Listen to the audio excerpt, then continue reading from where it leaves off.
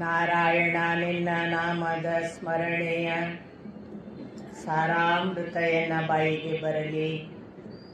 ಪಾರಂಗ ಕನಸಿನೊಳಾಗಲಿ ನನಸಿನೊಳಾಗಲಿ ಮನಸ್ಸು ಕೆಟ್ಟಿರಲಿ ಮುನಿದಿರಲಿ. ಜನಪ್ರಜಾಪತಿ ನಿನ್ನ ಅಭೀಷ್ಟದ ಸ್ಮರಣೆಯ ಅಷ್ಟಾಕ್ಷರ ಮಂತ್ರ ಜಪಿಸುವ ಹಾಗೆ ಬಾರಂಗ.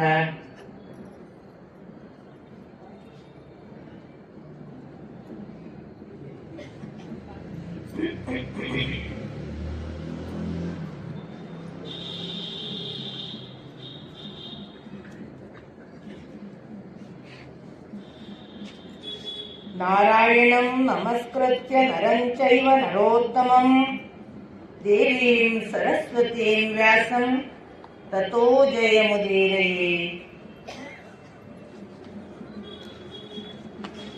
ಕೃಷ್ಣಂ ವಂದೇ ಜಗದ್ಗುರುಂ.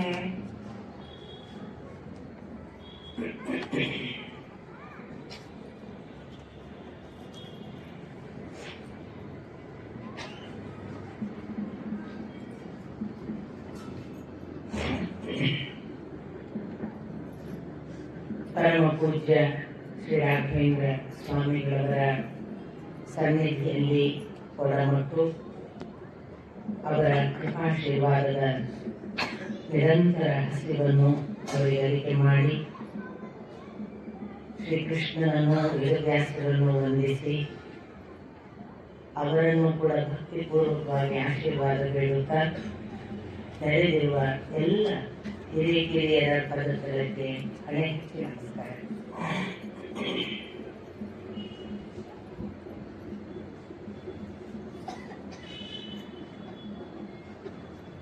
ಒಂದು ದೃಷ್ಟಿಯಿಂದ ನಿನ್ನೆಗೆ ಮಾತು ಮುಗಿದಿತ್ತು. ಅಣ್ಣ ಇಬ್ಬರು ಕೂಡಿ ಈ ಪ್ರಶ್ನೋತ್ತರದ ಒಂದು ಅವಧಿಯನ್ನು ಇಟ್ಟುಕೊಂಡದ್ದರಿಂದ ಮತ್ತು ಗುರುವಾರ ಇದನ್ನು ಸಮಾಪ್ತಿಗೊಳಿಸಬೇಕು. ರಾಯರ ಕೃಪೆಗನುಗುಣವಾಗಿ ಅವರ ದಿವಸ, ಹಾಗಾಗಿ ಇಂದಿನ ದಿನ ಕೂಡ ಇದನ್ನು ಮತ್ತೆ ಮುಂದುವರಿಸೋಣ ಅನ್ನುವ ಅಪೇಕ್ಷೆಯನ್ನು ವ್ಯಕ್ತಪಡಿಸಿದಾಗ ಆ ಪ್ರಕಾರವಾಗಿ ನಾವು ಇವತ್ತು ಇಲ್ಲಿ ಸೇರಿದ್ದೇವೆ. ವಾಸ್ತವಿಕ ನಾನು ನಿನ್ನೆ ದಿನ ಅಂದ್ಕೊಂಡಿದ್ದೆ ಈ ಪ್ರಶ್ನೋತ್ತರ ಅನಿಸಿಕೆಗಳು ಎಲ್ಲರೂ ಬರೋದಿಲ್ಲ ಅಂತ. ನಾನು ಮಾತು ಸುಳ್ಳಾದಕ್ಕೆ ನಾನು ಸಂತೋಷವಾಗಿದ್ದೆ.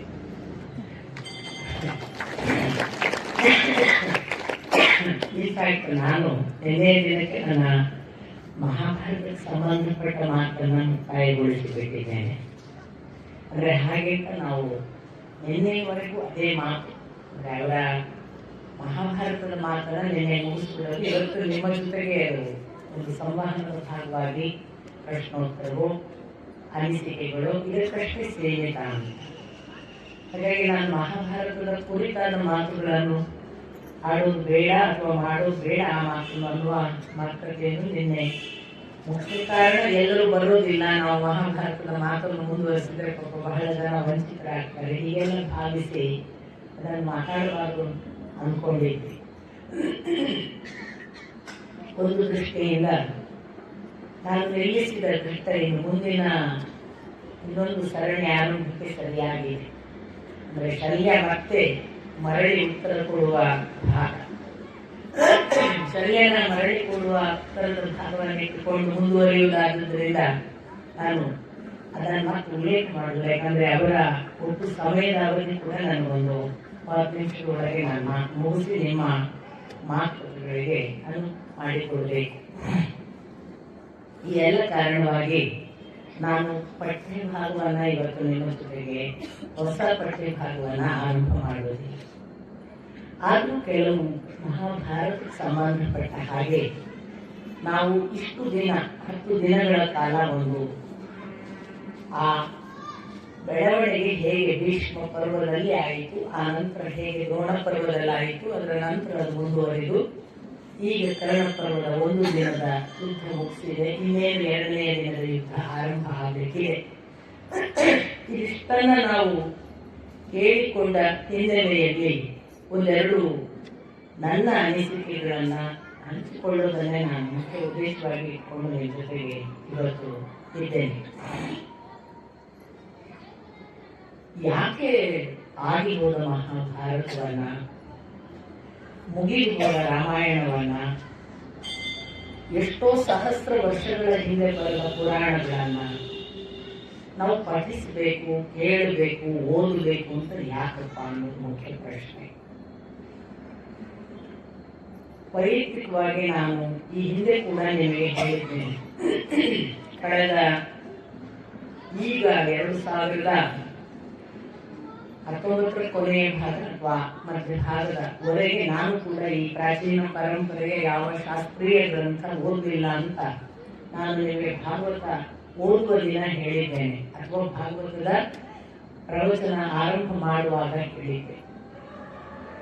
ಇಂಥ ಒಂದು ನಿರ್ದಿಷ್ಟ ಓದಿನ ಪ್ರವೇಶಕ್ಕೆ ನಾನು ಮಾಡಿದ ನಂತರ ನನಗೆ ಆದ ಪರಿಣಾಮಗಳನ್ನು ನಾನು ನಿಮ್ಮ ಜೊತೆಗೆ ಹಂಚಿಕೊಂಡಿದ್ದೇನೆ.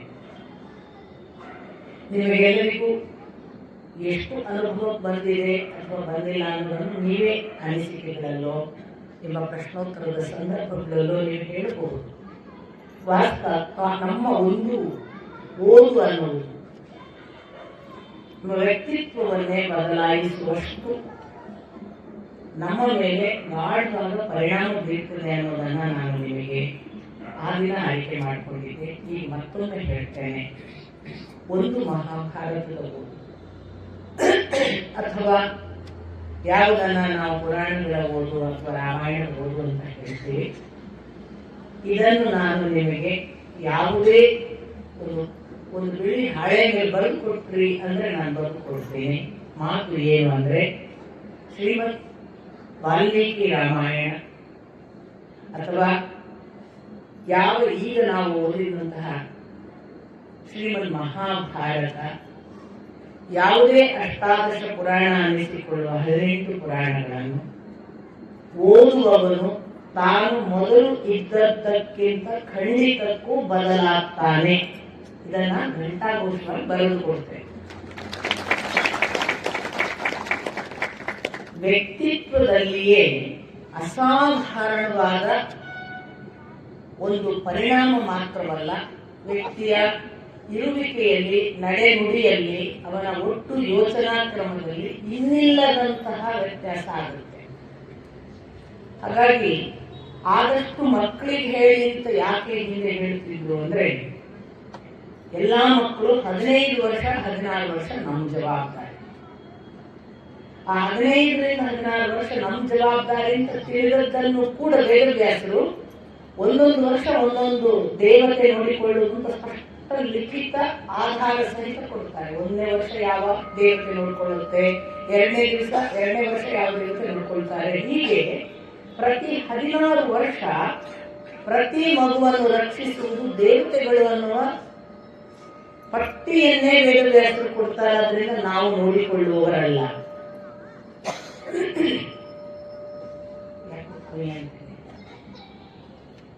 ಈ 16 ವರ್ಷ ನೋಡಿಕೊಳ್ಳುವುದು ನಾವಲ್ಲ ದೇವತೆಗಳು ಅನ್ನುವ ಎಚ್ಚರದ ಜೊತೆಗೆ ನಮ್ಮ ಮಗುವಿನ ಒಂದು ಸಾಹಚರ್ಯದಲ್ಲಿ ನಾವಿರುವಾಗ ಆದಷ್ಟು ಮಕ್ಕಳಿಗೆ ಹೇಳೋದು ಯಾಕೆ ಅಂತಂದ್ರೆ, 16 ವರ್ಷ ಆ ಮಕ್ಕಳಿಗೆ ತಿಳಿಯುವುದಿಲ್ಲ. ಆದರೆ ಆ ಮಕ್ಕಳ ಸ್ಟೋರೇಜ್ನ ಒಂದು ಡಿಪಾರ್ಟ್ಮೆಂಟ್ ಇದೆಯಲ್ಲ, ಪ್ರತಿ ಮಕ್ಕಳ ಒಂದು ಸ್ಟೋರೇಜ್ ಡಿಪಾರ್ಟ್ಮೆಂಟ್ ಪ್ರತಿ ಮಗುವಿಗೆ. ಅದಕ್ಕೆ ಗೊತ್ತಿದ್ದೋ ಗೊತ್ತಿಲ್ಲದೆಯೋ ಅದು ಸ್ಟೋರ್ ಮಾಡುತ್ತೆ. ಆ ಮಗು ತನ್ನ 40ರ ನಂತರ ಒಮ್ಮೆ ಬದಲಾಗುತ್ತೆ. ಪ್ರತಿಯೊಬ್ಬರು 40ರ ನಂತರ ಬದಲಾಗ್ತಾರೆ. ಇದನ್ನು ನೀವು ಜೀವನದಲ್ಲಿ ಅನುಭವಿಸಿರ್ಬೋದು, ನಿಮ್ಮ ಗಮನಕ್ಕೆ ಬಂದಿರಬಹುದು. ಬರೀ 40ನೇ ವಯಸ್ಸಿಗಲ್ಲ, ನೀವು ಹಾಗೆ ಸ್ಪಷ್ಟವಾಗಿ ನಿಮ್ಮ ಜೀವನವನ್ನು ಪುನರವಲೋಕನ ಮಾಡಿದರೆ ಪ್ರತಿ ದಶಮಾನಕ್ಕೊಮ್ಮೆ 10 ವರ್ಷಕ್ಕೊಮ್ಮೆ ನಮ್ಮ ಜೀವನದಲ್ಲಿ ಒಂದು ತಿರುವು ಬಂದೇ ಬರ್ತದೆ. ನೀವೆಷ್ಟು ಗಮನಿಸಿದ್ದೀರಿ ನನಗೆ ಗೊತ್ತಿಲ್ಲ. ನೀವು 10 ವರ್ಷದವರೆಗೆ ಒಂದು, 10ರಿಂದ 20 ಇನ್ನೊಂದು, 20ರಿಂದ 30 ಮತ್ತೊಂದು, 30ರಿಂದ 40 ಮತ್ತೊಂದು, ಹೀಗೆ ನೀವು 10 ವರ್ಷದ ಒಂದು ಘಟನೆಯ ಘಟ್ಟ ಪ್ರತಿಯೊಬ್ಬರ ಜೀವನದಲ್ಲಿ ಬರ್ತದೆ. ನೀವು ಹೋಗಿ ಪುನಃ ಪುನರಾವಲೋಕನ ಮಾಡಬೇಕು. 40ರ ನಂತರ ಬರುವ ತಿರುವು ಇದೆಯಲ್ಲ, ಅದು ಬಹಳ ಬಾರಿ ಒಂದು ಕ್ಷಣ ನಾನು ಎಲ್ಲಿಂದ ಬಂದೆ ಅನ್ನುವ ರೂಟ್ ನೋಡುವಂತಹ ಕೆಲಸ ಪ್ರತಿಯೊಬ್ಬರಿಗೂ ಆಗುತ್ತೆ. ಮತ್ತೆ ನಾನು 40ರ ನಂತರ ಎಲ್ಲಿಂದ ಬಂದೆ, ಯಾಕೆ ಬಂದೆ, ಏನು ನನ್ನ ಕೆಲಸಗಳು, ನಾನು ಸರಿಯಾಗಿದ್ದೇನಾ, ನನ್ನ ಈ ಒಟ್ಟು ನಡೆಯ ಏನು ಧಾಟಿ ಇದೆ, ಇದು ಪರಂಪರೆಯಿಂದ ಹೊರಗುಂಟೋ ಒಳಗುಂಟೋ, ನನ್ನ ಪರಂಪರೆ ಏನು, ಇವೆಲ್ಲ ಎಚ್ಚರ ಬರೋದು 40ರ ನಂತರ. ಅಲ್ಲಿವರೆಗೆ ಒಂದು ಉಡಾಫೆಯ ಗಾಳಿಯ ಜೊತೆಗೆ ಹೋಗುವ, ಯಾವುದೋ ಏನೋ ಎಳ್ಕೊಂಡು ಹೋಗ್ತಿದೆ ಅನ್ನುವಂತಹ ಬಹುತೇಕ ಭಗವಂತನ ವಶವಾದ ಬದುಕು. 40ರವರೆಗೆ ಅಹಂಕಾರ ಅಥವಾ ಭಗವಂತನಿಗೆ ಒಪ್ಪಿಸಿಕೊಂಡು ಅದು ಗಾಳಿ ಕರ್ಕೊಂಡು ಹೋದಂಗ ಹಾರಾಡುವಂತಹ ವಯಸ್ಸು. ಅದಕ್ಕೆ ಯಾರ ಅಳತೆ ಅಂಕುಶ ನಾವು ಹಿಡಿದು ಹಾಕಬೇಕು, ಈ ತರ ಹೇಳಬೇಕು, ಯಾವುದು ನಡೆಯೋದಿಲ್ಲ 40 ವರ್ಷದವರೆಗೆ. ಇದು ಆರ್ಭಟದಲ್ಲಿ ಹೋಗ್ತಿರ್ತದೆ. ಅದು ಒಂದು ದೃಷ್ಟಿಯಿಂದ ನನ್ನ ಪ್ರಕಾರ ನಮ್ಮನ್ನ ಬಹಳ ಎಕ್ಸ್ಪೋಸ್ ಮಾಡಿ ಏನೆಲ್ಲ ಇದೆ ಈ ಜಗತ್ತಲ್ಲಿ ನೋಡು ಅಂತ ಭಗವಂತ ಹಿಡಿದು ಬೇರೆ ಬೇರೆ ಕಡೆಗೆ ತಿರುಗಾಡಿಸಿ ತಂದು, ನೋಡಿ ಈಗ ಏನೇನ್ ಮಾಡ್ತೀವಿ ನೋಡು ಅನ್ನುವ 40ನೇ ವಯಸ್ಸಿಗೆ ತಂದು ರೂಟಿಗೆ ನಿಲ್ಲಿಸುವ ವಯಸ್ಸು. ಆ 40 ವರ್ಷ ನಾವು ಏನೇನೇನೇನೋ ಮಾಡಿ ಬಂದಿರ್ತೀವಲ್ಲ, ಆ ಏನೇನೇನೋ ಮಾಡಿ ಬಂದದ್ರಲ್ಲಿ 40ನೇ ವರ್ಷಕ್ಕೆ ಇದರಲ್ಲಿ ನಾನು ಯಾವುದು, ನಂಗೆ ನಿಜವಾಗಿ ನಾನು ಅಟ್ಯಾಚ್ ಆಗಬೇಕಾದದ್ದು ಯಾವುದು, ನಾನು ಯಾವುದ್ರ ಜೊತೆಗೆ ಇನ್ನೂ ಹೆಚ್ಚು ಇರಬೇಕು, ಇವೆಲ್ಲ ಕ್ಲಾರಿಟಿ ಬರೋದು 40ರ ನಂತರ. ಅಂತಹ ಹೊತ್ತಿಗೆ ಈ 16 ವರ್ಷ ಕೊಟ್ಟ ಸ್ಟೋರೇಜ್ ಇದೆಯಲ್ಲ, ಅದು ಹೆಲ್ಪ್ ಮಾಡುತ್ತೆ.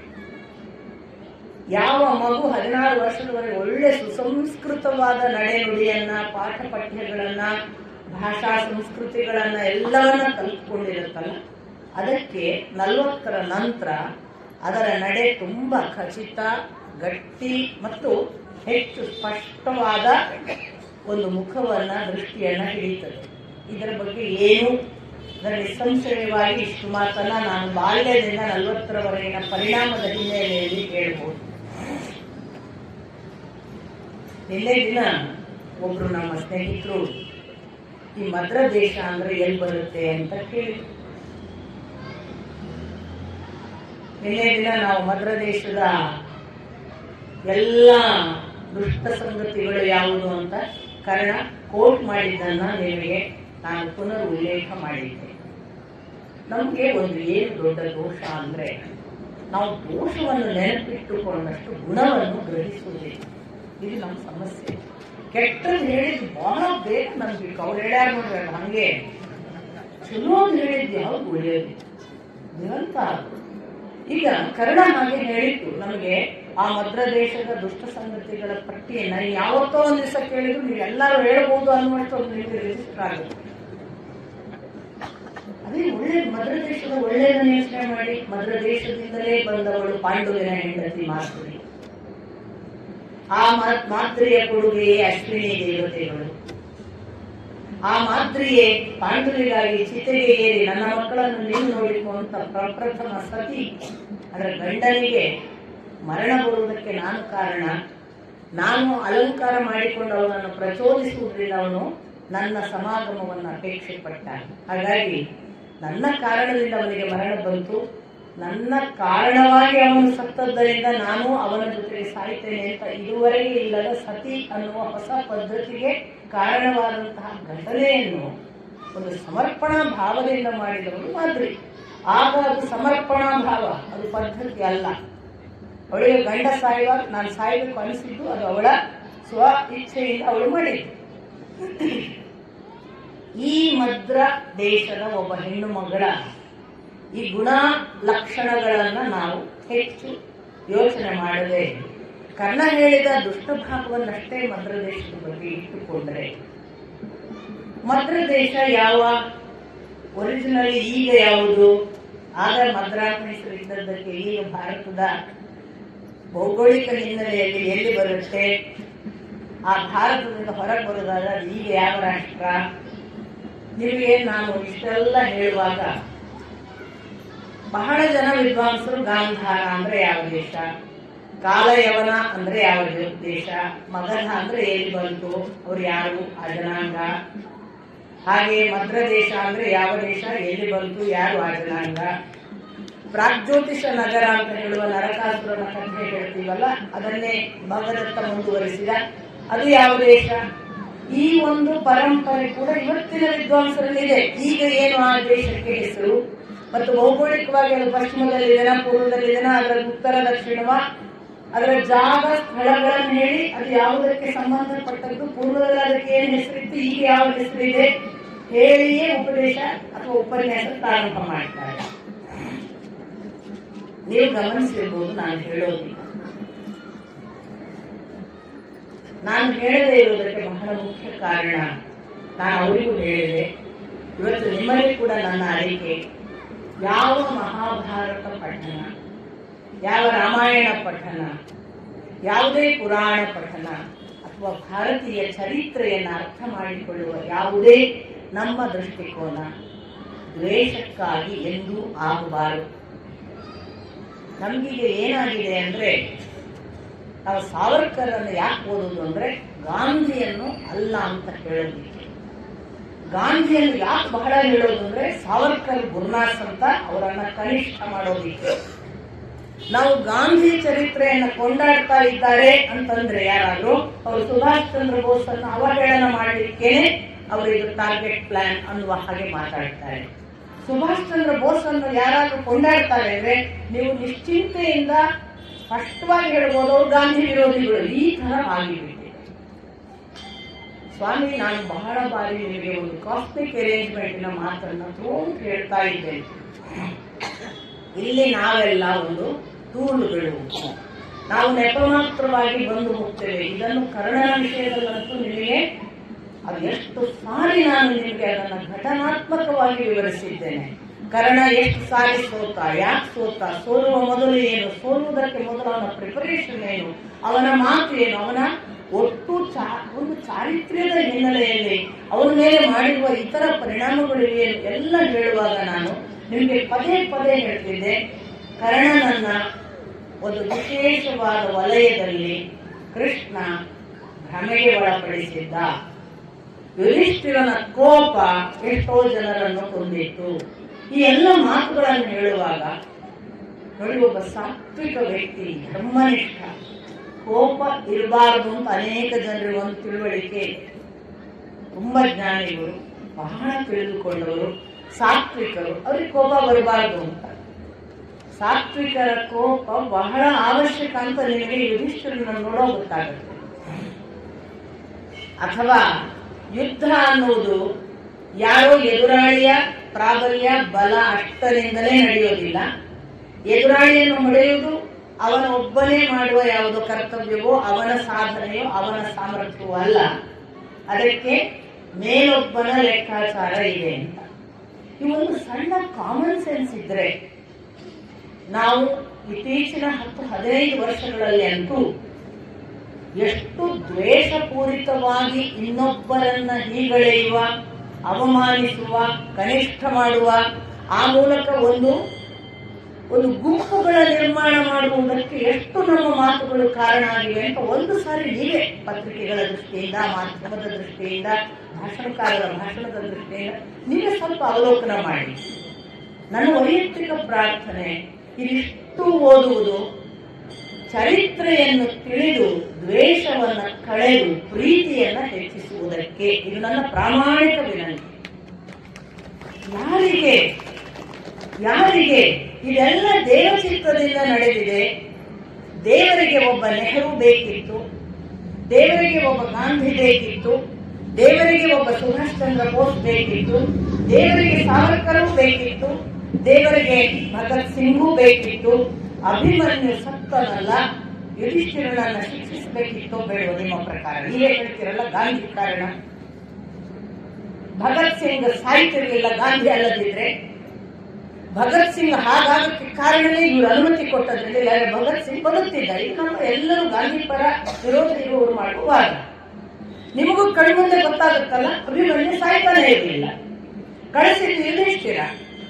ನಾವು ಹಾಕಿ ಅರಿಬೇಕಿತ್ತಲ್ಲ, ಈಗ ಸತ್ತವರನ್ನೇ ಅರಿಯುವುದಲ್ಲ ನಾವು. ಅವ್ರ ಕಣ್ಣು ಇಲ್ಲದವರನ್ನೇ ಸಮಾಧಿಯಿಂದ ಎಬ್ಬಿಸಿ ಹಾಕಿ ಅವರನ್ನು ಸುಟ್ಟು ಭಸ್ಮ ಮಾಡಿ, ಯಾವ ಕಾಲ ಆಗಿದೆ ಅವರನ್ನು ಮತ್ತೆ ಎಬ್ಬಿಸಿ ಹೆಣ ಮಾಡಿ ಅವ್ರ ಮುಂದೆ ತುಳಿದು ಅವರನ್ನ ಎಷ್ಟು ಸಾಧ್ಯವಷ್ಟು ಅವಮಾನಿಸಿ ಇನ್ನೊಬ್ಬರನ್ನು ನಿಂದಿಸಿದರೆ ನೀನು ಸತ್ತ ಹಾಗೆ. ಕೃಷ್ಣನದ್ದೇ ಮೆಸೇಜ್. ನೀನು ಒಂದು ವೇಳೆ ಬಹಳ ಅವಮಾನಿಸಿದಿ ಅಂತಂದ್ರೆ, ಒಂದು ಸಂದರ್ಭ ಬಂತು ಪುರಾಣ ಪಠಣದಲ್ಲೇ, ಬಹಳ ವಿಶೇಷವಾದ ಒಂದು ಘಟ್ಟವನ್ನ ಒಬ್ಬ ಸಾತ್ವಿಕ ಧರ್ಮಿಷ್ಠ ತಲುಪಿದ್ದ. ಆ ದೊರೆ ಎಷ್ಟು ಹೆಸರು ಮಾಡಲಿಕ್ಕೆ ಪ್ರಾರಂಭ ಮಾಡಿದ ಅಂದ್ರೆ, ಇನ್ನಿಲ್ಲದಂತೆ ಜನಪ್ರಸಿದ್ಧಿ, ಲೋಕ ಎಲ್ಲ ಅವನನ್ನು ಕೊಂಡಾಡಿತು. ಅವನ ಒಳ್ಳೆಯತನ ಜನ ಎಲ್ಲ ಮಾದರಿಯಾಗಿ ಅನುಸರಿಸುವವರೆಗೆ ಬಂತು. ಆಗ ಅವನಿಗೆ ಒಂದು ದಿನ ಭಗವಂತ ಬಂದು ಹೇಳೋದು, ಏನು ಆ ಭಗವಂತನ ಸೂಚನೆ ಅಂದ್ರೆ, ಹೆಚ್ಚು ಅವಮಾನಗಳಾಗುವ ಹಾಗೆ, ಹೆಚ್ಚು ಅಪಚಾರಗಳು ಅಪವಾದಗಳು ಬರುವ ಹಾಗೆ ಆಶೀರ್ವದಿಸು ಅಂತ ದೇವರನ್ನು ಪ್ರಾರ್ಥಿಸುವಂತ. ನೋಡಿ, ಕಳಂಕವಿಲ್ಲದವನು, ಅತ್ಯಂತ ಉನ್ನತ ಸ್ಥಿತಿಯಲ್ಲಿರುವವನು, ಅವನು ತಾನು ತನ್ನ ಸಾಮರ್ಥ್ಯದಿಂದ ಪಡೆದಂತಹ ಹೆಸರು ಪ್ರಸಿದ್ಧಿಗಳಲ್ಲಿ ಅವನು ಭಯಂಕರ ಉನ್ನತ ಮಟ್ಟದಲ್ಲಿ ತಾನು ಅಂದ್ರೆ ದೊಡ್ಡವನು ಅಂತ ತಿಳಿದ ಹೊತ್ತಿಗೆ ಭಗವಂತ ಅವನಿಗೆ ಸೂಚಿಸೋದು, ನನಗೆ ಅಪಕೀರ್ತಿ ಬರಲಿ, ನನಗೆ ಅಪವಾದಗಳು ಬರಲಿ, ನನ್ನನ್ನು ಕಳಂಕದಿಂದ ಜನ ನೋಡಿ ಅಪವಾದಗಳ ಮೂಲಕ ನನ್ನನ್ನು ಅವಮಾನ ಮಾಡಲಿ ಅಂತ ನೀನು ಪ್ರಾರ್ಥಿಸುವಂತ. ಯಾಕೆ ಅಂತ ಮುಂದೆ ವಿವರಣೆ ಕೊಡ್ತಾರೆ ವೇದವ್ಯಾಸರು.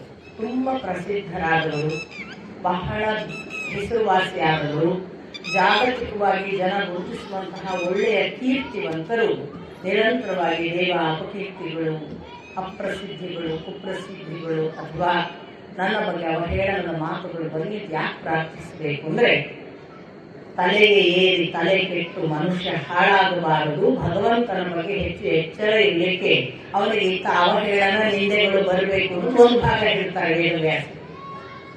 ಎರಡನೇ ಭಾಗ ಏನ್ ಗೊತ್ತಾ, ಯಾರನ್ನು ಒಬ್ಬ ವ್ಯಕ್ತಿಯನ್ನ ಅವಹೇಳನ ಮಾಡುವ, ಅಪಮಾನ ಮಾಡುವ, ನಿಂದೆ ಮಾಡುವ ಸಂಗತಿಗಳು ಉಂಟಾಗ್ತವೆ ಅಂದ್ರೆ, ಹಾಗೆ ಅವಮಾನಿಸಿದವ, ನಿಂದೆ ಮಾಡಿದವ, ಅವಹೇಳನ ಮಾಡಿದವ ನಾಶವಾಗ್ತಾನೆ ಎನ್ನುವ ಅರ್ಥ.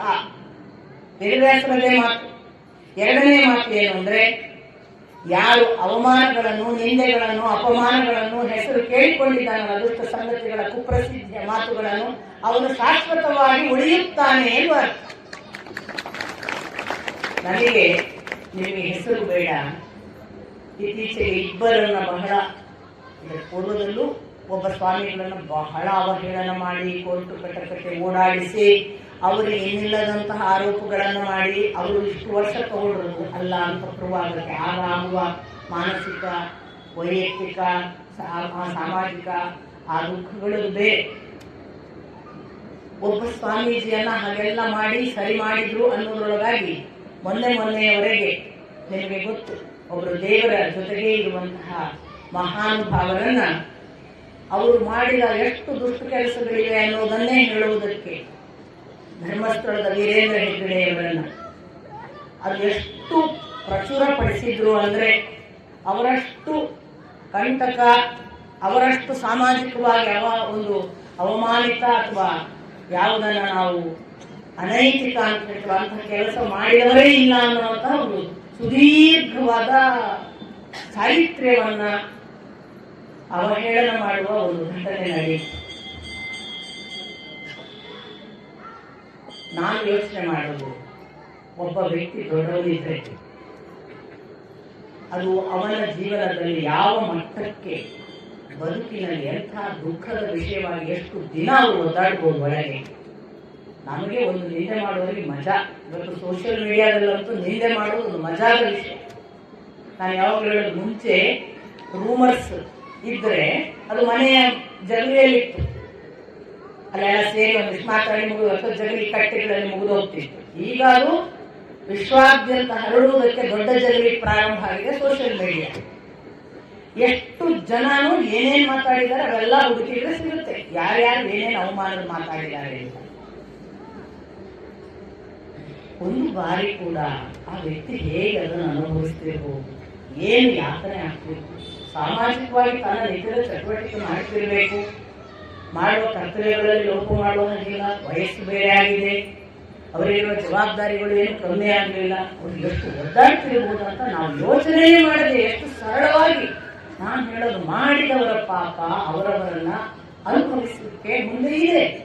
ಒಂದು ವೇಳೆ ಮಾಡಿದ್ರೆ ನಾವು ಯಾಕೆ ಆಡಿದವರ ಬಾಯಿಯಲ್ಲಿ ಮಾಡಿದವರ ಪಾಪ ನಮಗೆ ಯಾಕೆ ಅಂತ ಬಾಯಿ ಮುಚ್ಚಿ ಕುತ್ಕೊಳ್ಳೋ ಭಾರತೀಯ ಪರಂಪರೆಯನ್ನು ಮರೆತಿದ್ದೇವೆ. ಎಷ್ಟು ಅದು ಕೂಡ ಎಷ್ಟೆಷ್ಟು ಕನಿಷ್ಠ ಕಂಡು ಬಂದವರಾಗಿ ಮಾತಾಡಿದರು.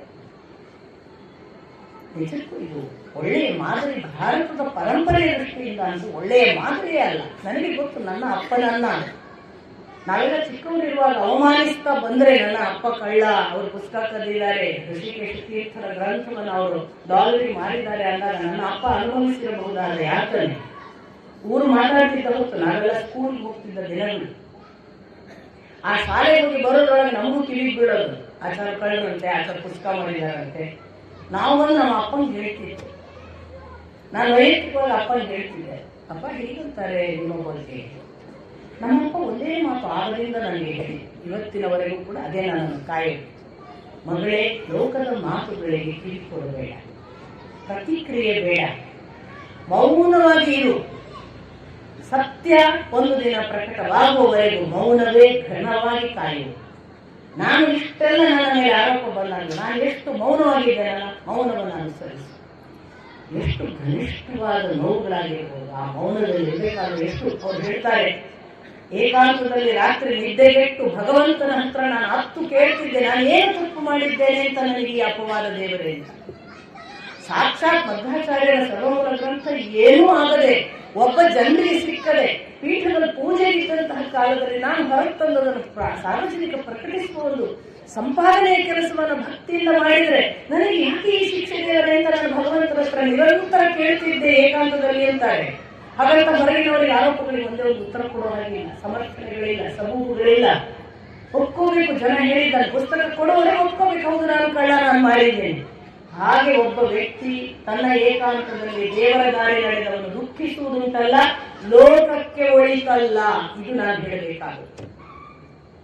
ನಮ್ಮ ಅಪ್ಪ ಅಂತಲ್ಲ, ಒಬ್ಬ ದೇವ ಕಾರ್ಯ ಮಾಡುವ, ದೇವಪೀಠದ ಜೊತೆಗೆ ಇದ್ದು ನಿರಂತರ ಅನುಸಂಧಾನ ಮಾಡುವ ಆ ಭಕ್ತ, ಅವನು ದೇವರ ಭಕ್ತ ಏನೇ ಇದ್ದರೂ ಕೂಡ ನಾವು ಮಾಡಿದ್ದಕ್ಕಿಂತ ಹೆಚ್ಚು ಭಕ್ತಿಯ ಕೆಲಸವೋ ದೇವ ಕಾರ್ಯವನ್ನು ಖಂಡಿತ ಅವರು ಮಾಡಿದ್ದಾರೆ.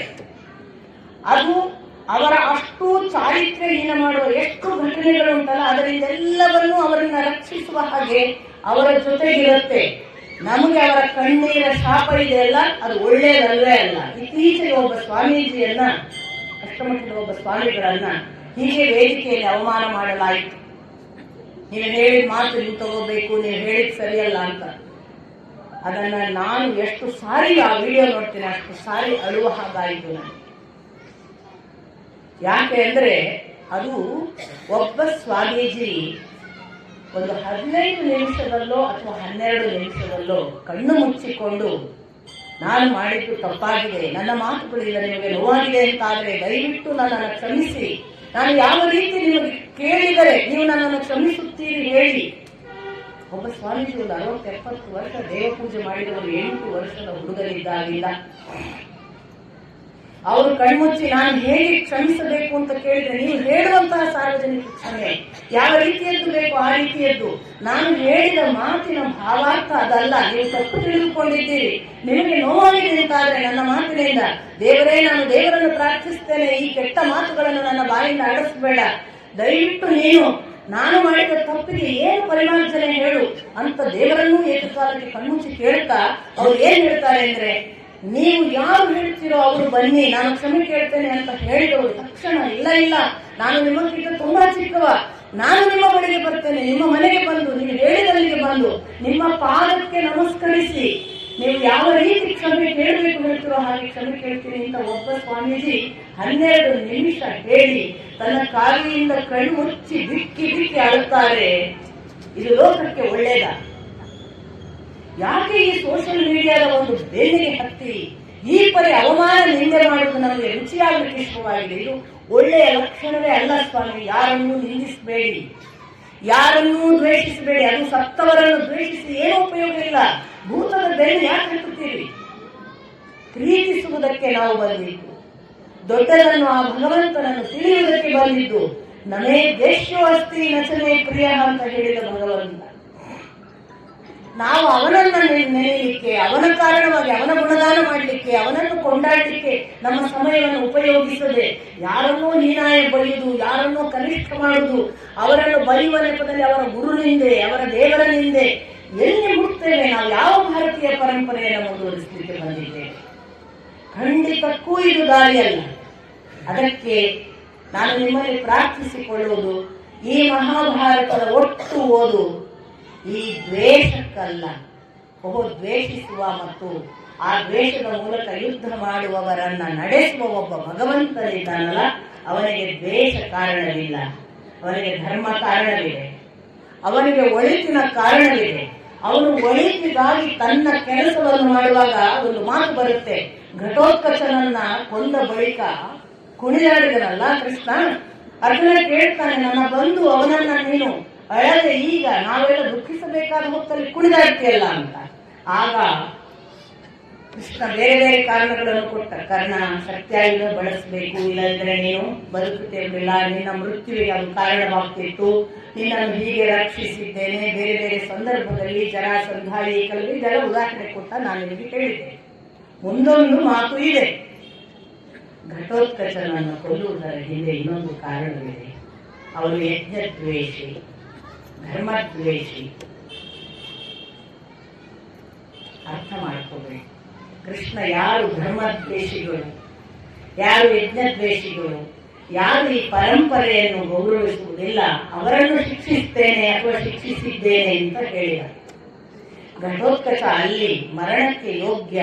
ಯಾಕೆ ಅಂದ್ರೆ ಅವನು ಯಜ್ಞದ್ವೇಷಿ, ರಾಕ್ಷಸ ವಂಶದವನಾದ್ರಿಂದ ಯಜ್ಞದ್ವೇಷಿ, ಅವನು ಧರ್ಮದ್ವೇಷಿ, ಅವನು ಸನಾತನ ದ್ವೇಷಿ. ಹಾಗಾಗಿ ನನಗೆ ಘಟೋತ್ಕಚನ ಸಾವು ಒಂದು ದೃಷ್ಟಿಯಿಂದ ನೆಮ್ಮದಿ ಅಂತ ಕೃಷ್ಣನ ಮಾತು ಇದೆ. ಅಭಿಮನ್ಯುವಿನ ಸಂದರ್ಭದಲ್ಲಿ ಮೌನ, ಘಟೋತ್ಕಚನ ಸಂದರ್ಭದಲ್ಲಿ ಈ ತರದ ಸ್ಪಷ್ಟವಾದ ನಿಲುವು. ಶಿಶುಪಾಲನನ್ನು ಕೊಲ್ಲುವಾಗ ಅದೇ ಧಾಟಿ, ಶಿಶುಪಾಲನಲ್ಲದೆ ಇನ್ನೊಬ್ಬ ಅತ್ತೆಯ ಮಕ್ಕಳು ಪಾಂಡವರ ಜೊತೆ ಈ ಥರದ ಪ್ರೀತಿ.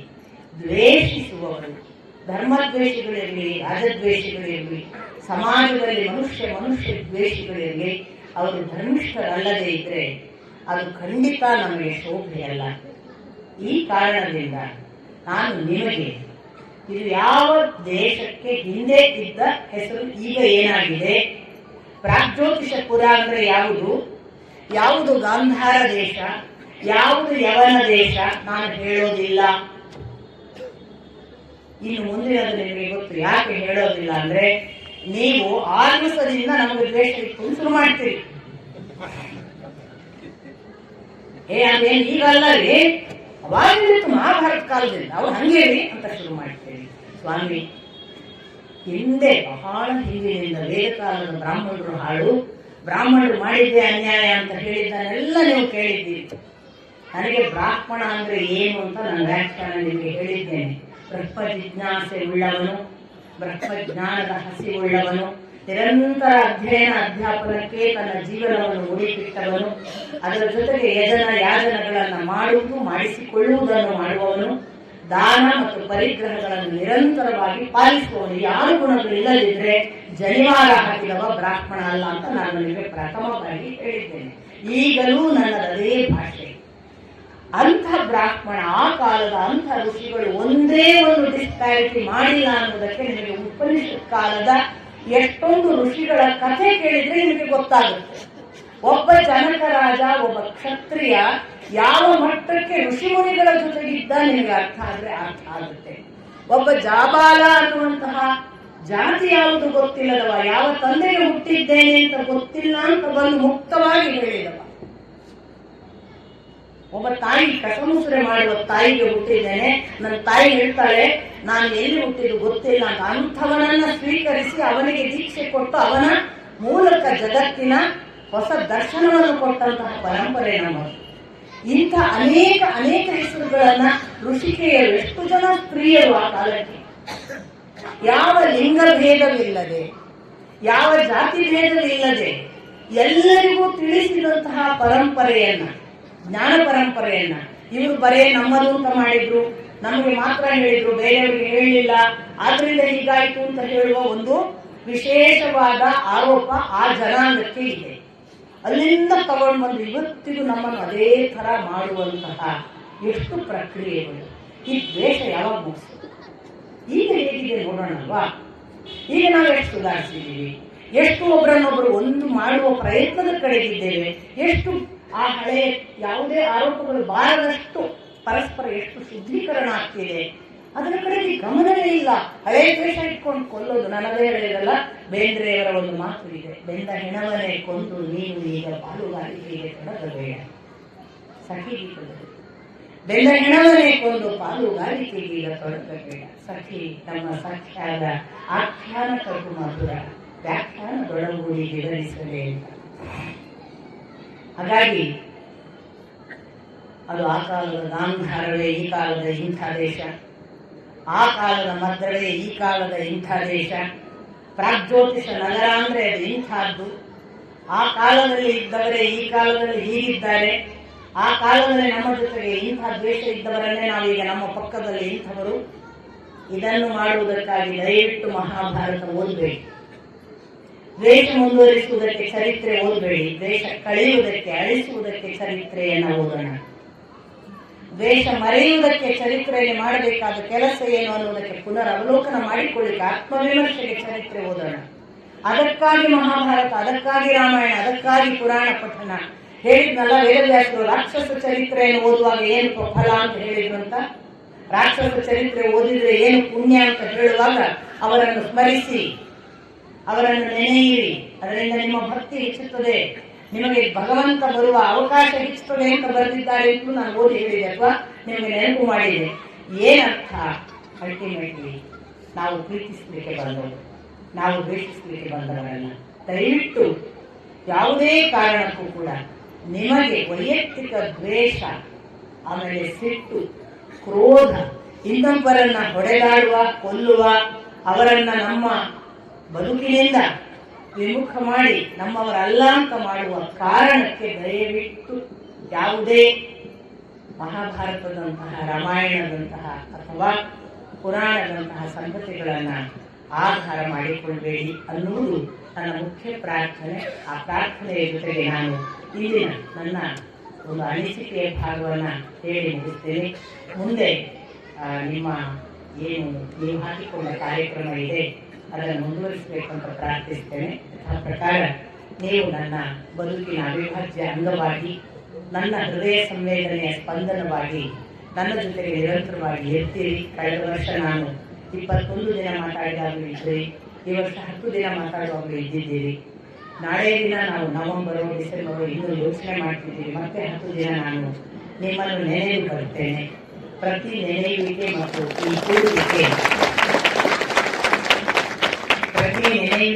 ಈ ಕೂಡುವಿಕೆ ನಮ್ಮನ್ನು ಒಳಿತಿನ ಕಡೆಗೆ ಕರ್ಕೊಂಡು ಹೋಗ್ಲಿಕ್ಕೆ ಕಾರಣ ಆಗಲಿ. ಯಾವುದೋ ಒಂದು ದಿವಸ ವೀಣಾ ಅವರ ಮಾತು ಕೇಳಿ ಅವರು ರೊಚ್ಚಿಗೆ ಇದ್ದಿದ್ದು, ಆದ್ರಿಂದ ಅವರ ಯುದ್ಧ ಮಾಡುವವರೆಗೆ ಅವರ ಸಿಟ್ಟು, ಆಕ್ರೋಶ ಹೊರಗೆ ಬಂದು ಅವರು ಖಡ್ಗ ಹಿಡಿದು ಆ ರಸ್ತೆಗೆ ಇಳಿದಿದ್ರು ಅನ್ನುವ ಮಾತು ದಯವಿಟ್ಟು ನನ್ನ ಪಾಲಿಗಂತೂ ತರಬೇಡಿ. ಉಳಿದವರ ಬಗ್ಗೆ ನನಗೆ ಗೊತ್ತಿಲ್ಲ. ನಾವು ಯುದ್ಧ ಮಾಡಲಿಕ್ಕೆ ಬಂದವರಲ್ಲ, ಯುದ್ಧ ಮಾಡುವ ಕ್ಷತ್ರಿಯರಿದ್ದಾರೆ. ಕ್ಷತ್ರಿಯರನ್ನ ಆದಷ್ಟು ಕ್ಷತ್ರಿಯ ಯೋಧತ್ವದ ಅಪೇಕ್ಷೆಗಳಿರುವವರು ನಿಮ್ಮ ಮಕ್ಕಳನ್ನು ಆರ್ಮಿಗೆ ಸೇರಿಸಿ, ಸೈನ್ಯಕ್ಕೆ ಸೇರಿಸಿದ ಸೈನಿಕ ದೊಡ್ಡ ಸಂಖ್ಯೆಯಲ್ಲಿ ಬೆಳೆಯಿರಿ. ನಾವು ಘನ ನಂಬಿಕೆಯ, ಭಕ್ತಿಯ, ಶ್ರದ್ಧೆಯನ್ನ ನಿರಂತರವಾಗಿ ಕಾಯ್ದುಕೊಳ್ಳಲಿಕ್ಕೆ ಬಂದವರು. ನಮ್ಮನ್ನು ಹೊಡೆಯಲಿಕ್ಕೆ ಬಂದರೂ ಕೂಡ ನೀನು ಕೊಲ್ತೀಯನಪ್ಪ, ಕೊಲ್ಲು, ನನ್ನನ್ನು ನೀನು ಕೊಲ್ಲಕ್ಕಾಗಲ್ಲ, ನೀನು ಕೊಲ್ಲುವುದು ಏಕವನ್ನು ಅಂತ ನಿಲ್ಲುವ ಶಕ್ತಿ ನಮಗೆ ಬಂದರೆ ನಾವು ಭಾರತೀಯ ಪರಂಪರೆಯನ್ನು, ಸ್ಪಷ್ಟ ಸನಾತನ ಧರ್ಮವನ್ನು ಅಳವಡಿಸಿಕೊಂಡಿದ್ದೇವೆ, ಅರ್ಥ ಮಾಡಿಕೊಂಡಿದ್ದೇವೆ ಅಂತ ಅರ್ಥ. ಅದು ಸಾಧ್ಯ ಆಗಿದೆ. ಅದನ್ನೇ ಗಾಂಧಿ ಹೇಳಿದ್ದು ಖಿಲಾಫತ್ ಚಳವಳಿಯಲ್ಲಿ. ಅವರು ಕೊಲ್ತಾರ, ಕೊಲ್ಲಲಿ, ನೀವು ಎದೆ ಕೊಟ್ಟು ಸಾವಿಗೆ ಸಿದ್ಧರಾಗಿದ್ದೀವಿ. ಅರ್ಥ ಆದವರಿಗೆ ಅರ್ಥ. ಇದನ್ನು ನಾನಾದರೂ ಹೇಳ್ತೇನೆ. ನಾಳೆ ದಿನ ನಮ್ಮನ್ನು ಯಾರು ಕೊಲ್ಲಲಿಕ್ಕೆ ಬಂದರೆ ಹೋರಾಡಿ ಅಂತ ನಾನು ಖಂಡಿತ ಹೇಳುತ್ತೇನೆ. ಎದೆ ಕೊಟ್ಟು ಭಗವಂತನನ್ನು ನೆನೆಯಿರಿ. ಆ ಭಗವಂತನನ್ನು ನೆನೆದವನು ಭಗವಂತನನ್ನೇ ನೆನೆದು ಮತ್ತೆ ಹುಟ್ಟುತ್ತಾನೆ. ಅವನಿಗೆ ಖಂಡಿತಕ್ಕೂ ಸಾವಿಲ್ಲ. ಇದು ನಮ್ಮ ಪರಂಪರೆ. ಆ ದೃಷ್ಟಿಯಲ್ಲಿ ದ್ವೇಷವಿಲ್ಲದೆ ಅತ್ಯಂತ ಬದುಕನ್ನು ಶ್ರದ್ಧೆ ಮತ್ತು ಭಕ್ತಿಗೆ ಅರ್ಪಿಸಿಕೊಂಡು ಎಷ್ಟು ಸಾಧ್ಯವೋ ಅಷ್ಟು ಪ್ರೀತಿಯ ಮೂಲಕ ಆ ಭಗವಂತನ ಹತ್ರ ಹೋಗುವುದಕ್ಕೆ ಈ ಜನ್ಮ ಸಾರ್ಥಕವಾಗಿ ಅನ್ನುವ ಪ್ರಾರ್ಥನೆ ಜೊತೆ ನಾನು ಮತ್ತೆ ಮುಂದಿನ ವರ್ಷ, ಮುಂದಿನ ನವೆಂಬರ್ ಡಿಸೆಂಬರ್ ಅವರಿಗೆ ಹೇಳಿದಾಗ ಬರ್ತೀನಿ, ನಿಮ್ಮ ಜೊತೆಗೆ ಇರ್ತೀನಿ. ನಿಮ್ಮ ಪ್ರೀತಿ ವಿಶ್ವಾಸ ಆ ದೇವರ ಮೇಲೆ ಭಕ್ತಿ ಇರಲಿ. ನನ್ನನ್ನು ಮರೆಯಿರಿ, ದಯವಿಟ್ಟು ನನ್ನನ್ನು ಮರೆಯಿರಿ. ನಾನು ನೆನಪಾಗಬಾರ್ದು ನಿಮಗೆ, ಭಗವಂತ ನೆನಪಾಗಬೇಕು. ನಾನು ಬಿಡುವಾಗ ನನಗೆ ಮೊರೆ ಹೋಗುವುದು, ನನಗೆ ಶರಣಾಗುವುದು, ನನ್ನನ್ನೇ ಭಾವಿಸುವುದು ಖಂಡಿತ ಬೇಡ. ನಾನು ಇಲ್ಲವಾಗಲಿ ಅವನು ಉಳಿಯಲಿ, ಅವನ ಕಡೆಗೆ ನಿಮ್ಮ ಮನಸ್ಸು ಸೆಳೆಯಲಿ, ಅವನೊಬ್ಬನೇ ನಮ್ಮನ್ನು ನಡೆಸಲಿ. ಅದು ನನ್ನ ಪ್ರಾರ್ಥನೆ. ನಾನು ತುಂಬ ಭಕ್ತಿಯಿಂದ ಮತ್ತೊಮ್ಮೆ ನಿಮಗೆ ನಮಸ್ಕರಿಸಿ ಈ ಒಂದು ಸರಣಿಯನ್ನು ಮುಕ್ತಾಯ ಮಾಡಿ ಮತ್ತೆ ನಿಮಗೆ ಮುಂದಿನ ಇನ್ನೊಂದಿಷ್ಟು ತಿಂಗಳುಗಳಲ್ಲಿ ಬಂದು ಸಿಗ್ತೇನೆ. ನಮಸ್ಕಾರ.